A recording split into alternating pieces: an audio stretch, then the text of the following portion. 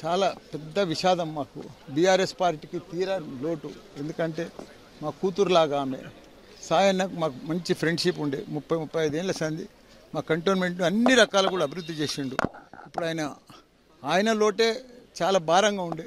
అయినా సరే ఆమె కూతురు కూడా వారసురాలుగా ఎమ్మెల్యే అయింది. మంచిగా భారీ మెజార్టీతో కంటోన్మెంట్ ప్రజలందరూ కూడా మంచిగా ఓటేసి మంచిగా గెలిపించిరు ఆమెను. గెలిపించినందుకు అది కూడా తొందరనే 2.5 monthsనే అది మనం చూసుకోలేకపోయినాం. ఇంత పెద్ద విషాదం జరుగుతుందని కూడా ఎప్పుడు ఊహించలే. చాలా బాధ అనిపిస్తుంది. చాలా పెద్ద విషాదం. మాకు తీరని లోటు మాకు పార్టీ.